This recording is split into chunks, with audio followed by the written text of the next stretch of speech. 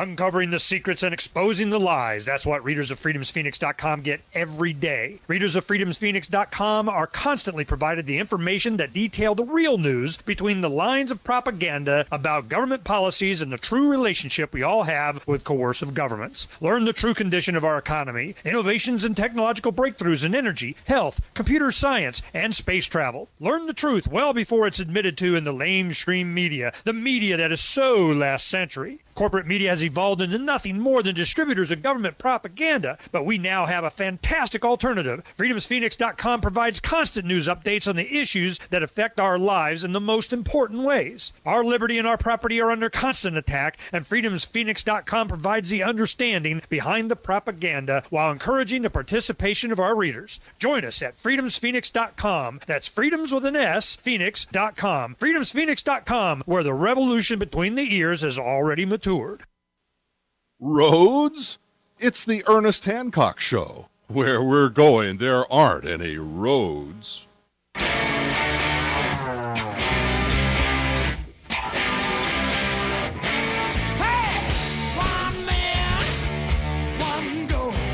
Yeah, what's that go here? Declare your independence with me, Ernest Hancock.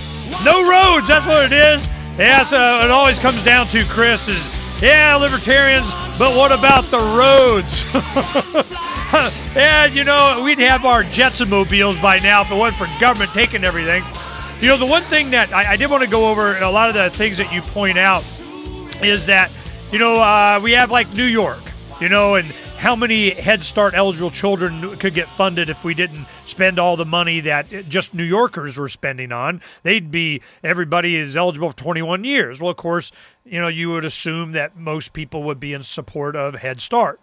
Then you start with Wisconsin, has 527,000 uninsured residents. For Wisconsin's cumulative Afghan war spending, just Afghanistan, I guess, the state could provide insurance for all uninsured for 3 years. Washington State consumes a whole bunch of, you know, energy units, and they could put it into renewable and green for the cost of the war, doing it that way. At the University of North Carolina's share of total war spending, $34 billion, would fund all the in-state expenses of a 4-year education for each incoming freshman class for the next 135 years. So this is the point that you're making, is that if we were to be able to go ahead and make use of this allocation of resources in a more, I'm sure you would term it, more humane way or beneficial. How would you term it? It would be, we're going to take this money and do what with it? It's a better what?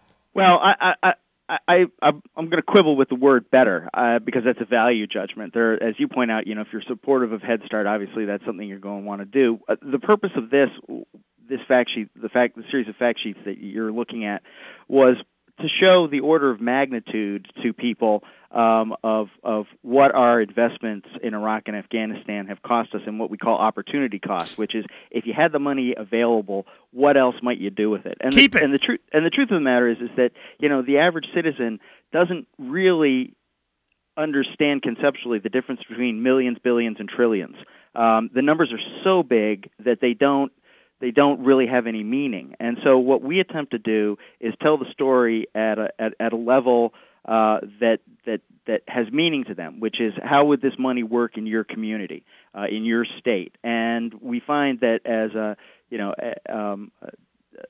tool of discovery, that's a much more effective way to tell the story than to say, you know, the F-22 fighter program is worth $185 billion. That, you know, that doesn't mean anything to you and I.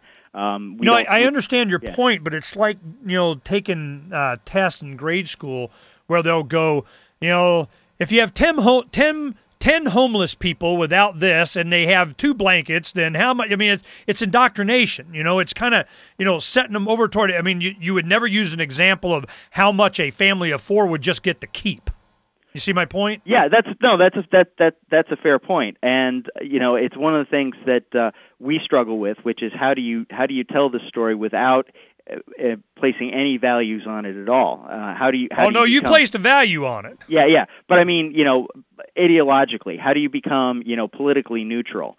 And you know, that's one of the things that we at MPP try and think about regularly. We're often not successful. Well, let me help you. Okay, it always comes down to the individual. Always.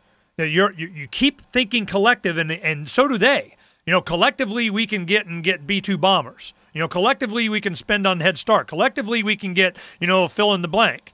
It never is what the promise was. That's why this show is Declare Your Independence, because the Declaration of Independence was very clear.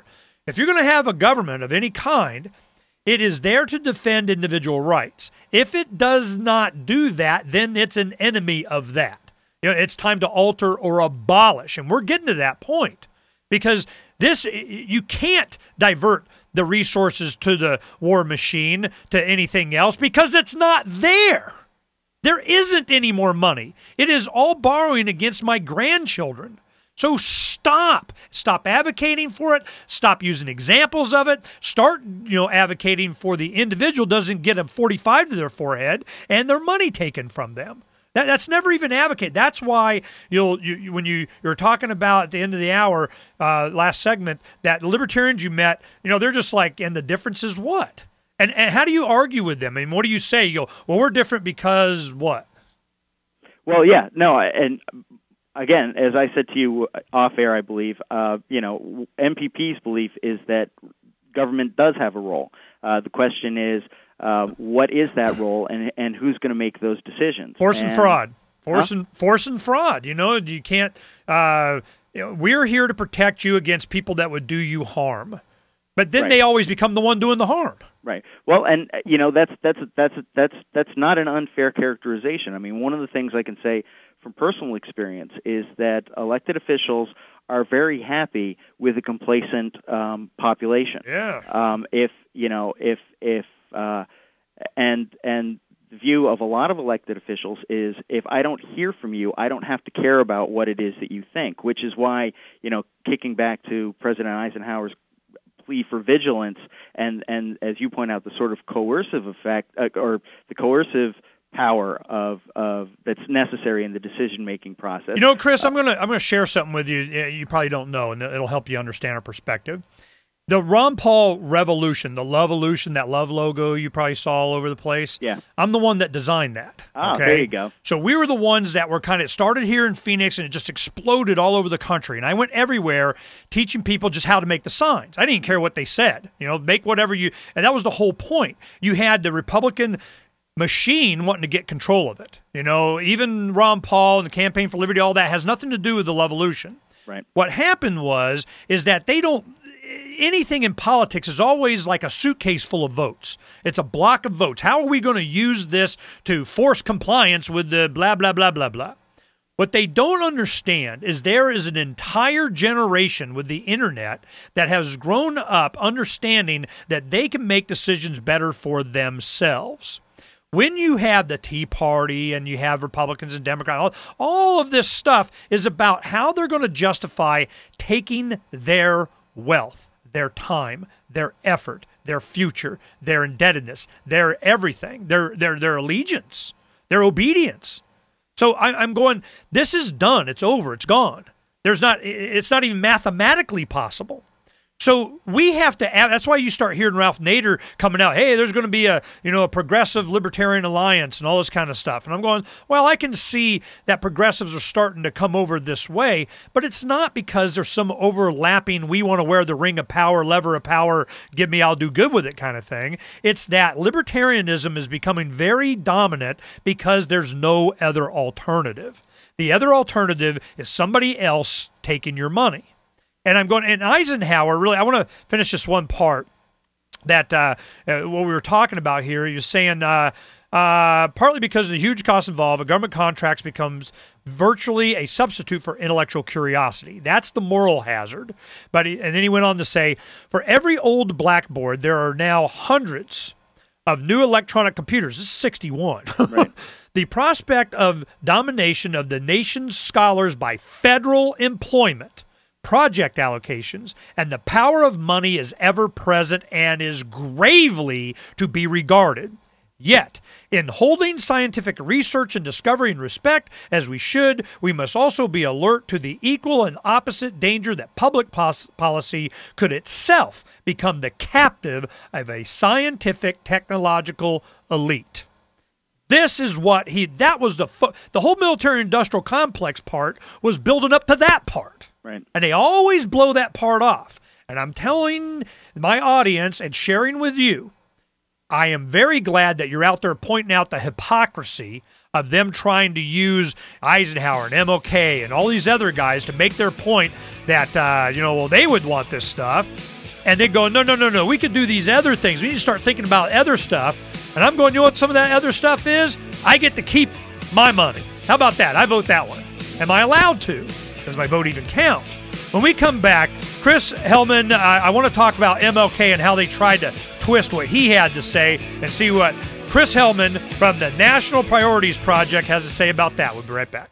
This is Ernest Hancock. I'm publisher of freedomsphoenix.com and the radio talk show host of Declare Your Independence. Now, I want to give you my personal endorsement of a wealthy U.S. citizen that is predicting that in 2011, we will witness the most important day in America in more than 50 years. He's produced a video for you. It's a real eye-opener, and I want to make sure that you have an opportunity to watch it. www.endofamerica, the numbers 1 and 7.com. Endofamerica17.com. This video has the history of how we got where we are now and where we're going and why. Now, it's a lengthy video. It'll be about 20 minutes, but you need to watch this so you understand what's going to happen to this country and how you can protect your wealth and even benefit financially. Now, you go there. It's free. I want you to watch this video. You need to have this information so that you can survive the economic collapse that's coming to America. It's not if, it's when. That's End of America, the numbers 1 and 7.com. After you watch it, you'll understand why I endorse it.